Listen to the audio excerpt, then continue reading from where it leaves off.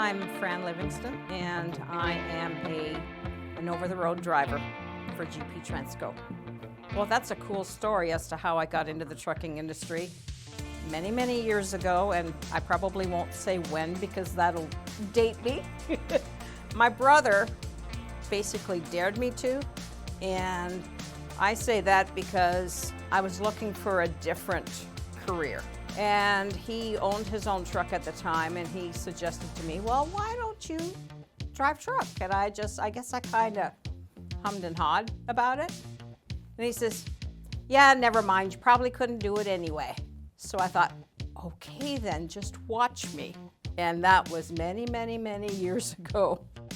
I've been in the trucking industry. I've actually driven for over 20 years, but in the trucking industry since the early 80s.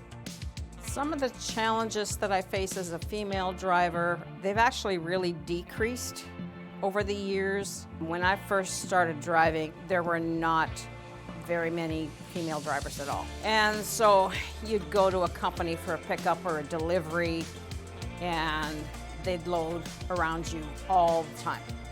And you would sit there and wait because they didn't appreciate women driving trucks. There's still a little bit of that, but not as much. I guess one of the biggest things that we face as lady drivers is bathrooms. A lot of places have big signs up, no public restrooms. Well, I'm sorry, but I'm not the public. I'm actually contracted to you basically to deliver your load. So that can be a big issue. I plan ahead for that. I always stop for my break before I get to a shipper or receiver, just in case. Other than that, there's still maybe some drivers that don't appreciate women, quote, taking their job. And my answer to that is, I don't want your job, mine's better than yours. I guess the advice that I would give to other women that are considering a career, get yourself a thick skin and don't let what other people say discourage you. Because I had a boss years and years and years ago that came to me one day, and he told me that he was so pleased with the decision that I had made to drive. He said, because you definitely cannot make this money as a secretary. And he said, you have a family to support. He said, I admire you for what you're doing. So stick to your guns. If you want to drive, go for it. It's a good career choice. I think the trucking industry has grown tremendously when it comes to female drivers. I really don't feel not included anywhere, hardly. You know, there might be the odd time or two, but hey, you know, so what? I mean, I guess you get that pretty much in any career line, you know, no matter what you do. So, I mean, really, it's gotten so much better. I know we have a lot of ladies here that drive. I keep seeing more and more and more, and that's a cool thing. That's really, really good. I have a terrific relationship with my fleet manager. I did find out that she had started not too long before I did, and I was her actual first driver. So there's that connection because of that. I've got to know her a little bit. When we talk, a lot of times it's more than just, you know, here's this load, go get this load, whatever. We'll talk more on a personal level. We've kind of gotten to know each other a little bit, which is nice. That's another nice thing about GP is you get to know people even with the size of the company that we are. And that's really cool. You know, sometimes even if you work for a smaller company, you might not know people because they might not want to get to know you. But I think here everybody wants to get to know you. What is super cool is going to some companies that I had been to previously, you know, with a different employer, and walking in the door and being recognized. Oh, you've been here before, that's really cool. I guess that's good though, that they remember you for who you are as a good remembrance rather than somebody that they might have escorted off the property or something, you know. So yeah, it's pretty cool to go someplace where they do remember you.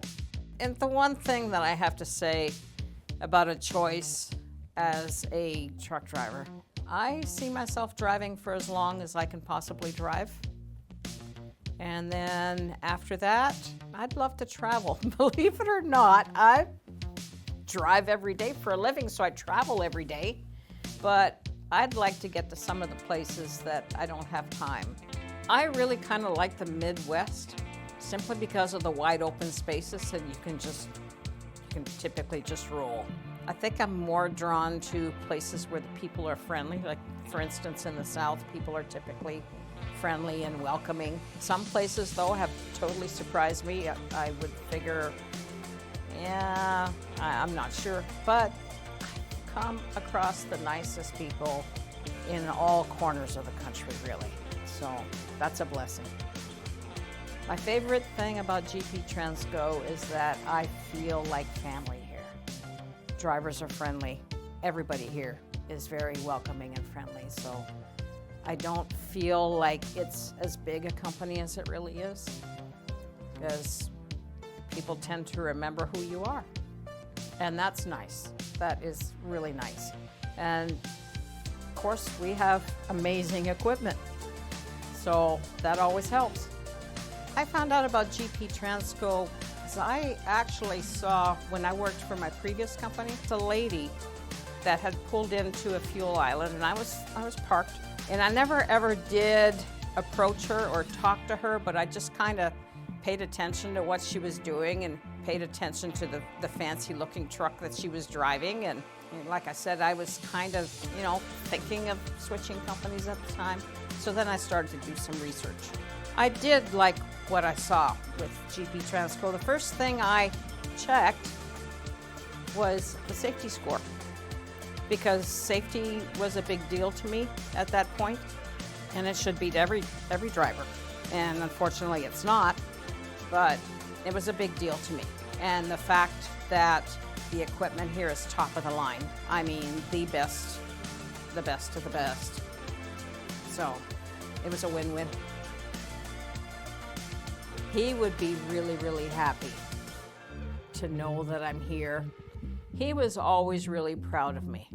My brother was, because he had told me really not too long ago, I think you need to find a better job. I think you need to go to a different company.